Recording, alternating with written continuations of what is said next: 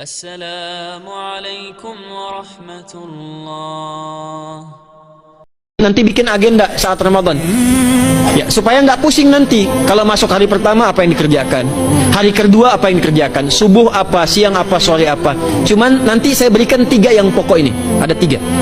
1, meningkatkan sholat. Saya ulang ya, meningkatkan apa? Sholat. Kalau meningkat secara singkatnya berarti bertambah dari yang sekedar fardu, tambah dengan apa? Sunnah. Maka dari sekarang keluarkan semua jenis sholat-sholat sunnah. Keluarkan dari sekarang apa saja, siang dan malamnya. Yang rawatib, ada berapa rawatib? Rawatib 12. Ya, rawatib itu yang melekat dengan sholat fardu dan menentukan untuk memperbaiki sholat fardu. Menambah. Jadi kalau kurang khusyuk ditambah dengan sunnahnya disebut rawatib. Bisa sebelum, bisa setelah sholat fardu. Ada 12 dari hadis Nabi sallallahu alaihi wasallam. Man shalla isnatai asyrata raka'atan, siapa yang sholat 12 rakaat fi yaumin wa lailatin, yang mengiringi sholat fardu siang dan malam. Ya, bunyalahu bihinna baitun fil jannah, maka akan dibangunkan baginya satu rumah di surga kalau konsisten menunaikan 12 itu sampai meninggal dunia. Sahabat yang mendengar itu mengatakan kompak semuanya, sejak mendengar hadis itu kami usahakan istiqomah sampai meninggal tidak meninggalkannya. 12 itu 2 sebelum subuh, cepat. 4 sebelum zuhur, 2 setelah zuhur, 2 setelah maghrib, 2 setelah isya. 2 rakaat sebelum subuh, 4 rakaat sebelum zuhur. Kalau nggak bisa 4 rakaat karena terbatas waktunya, boleh 2 rakaat khusus untuk sebelum zuhur. Kalau nggak bisa 4, boleh berapa? 2. Dalilnya hadis Ibnu Umar radhiyallahu taala anhuma.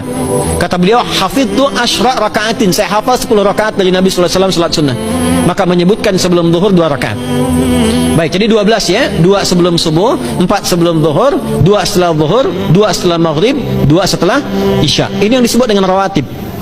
Jamak dari kata ratib. Di luar ini mutlak. Mutlak ini ada yang berdampingan dengan salat fardu, ada yang terpisah.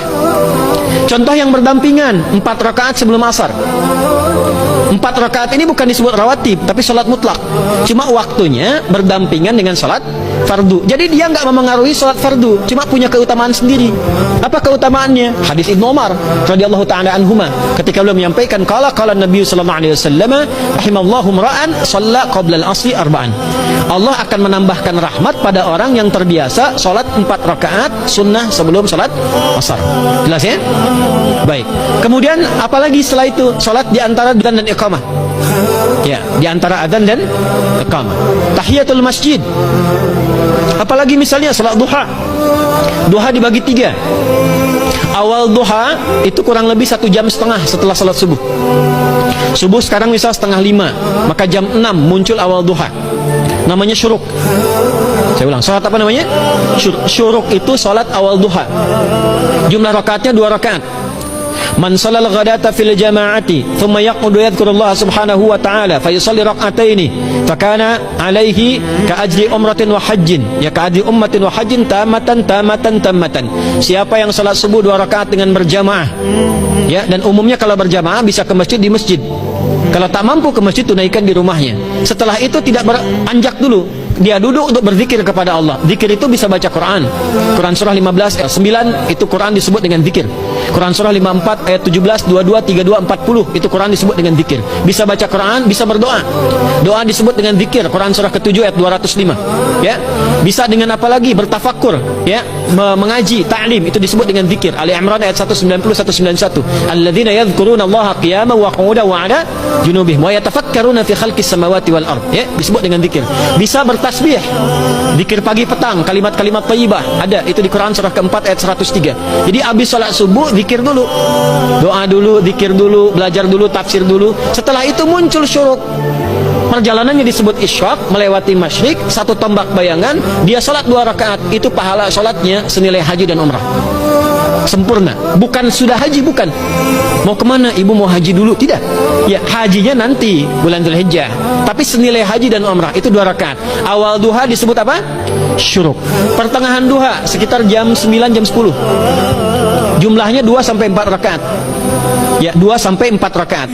Apa fungsinya? 1, mengganti seluruh zikir yang ada dalam tubuh kita. Mata berzikir, telinga berzikir, lisan berzikir, bisa diganti dengan 2 rakaat duha. Itu waktunya pertengahan duha. Kurang lebih dari jam 8, 9, 10 lah, kurang lebih 3 jam itu, ya.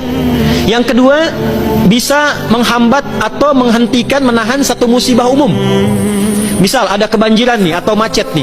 Orang-orang kena macet. Bapak yang biasa sholat duha pertengahan itu tiba-tiba ditolong oleh Allah, dibebaskan. Tiba-tiba ada orang datang, Pak lewat sini di sana macet, atau dibimbing ada kontraflow. Itu manfaatnya duha tuh. Yang pertengahan. Yang terakhir adalah akhir duha, sekitar jam 10 sampai jam 11 menjelang ke zuhur. Ya, akhir duha itu jumlahnya dari 2 bisa 4 sampai 8 rakaat. Di antara manfaatnya bisa mempermudah datangnya rizki dengan izin Allah Subhanahu wa taala ketika ikhtiar. Itu duha. Nanti ke malamnya silahkan tahajud, tingkatkan tarawihnya sampai ditutup dengan witir.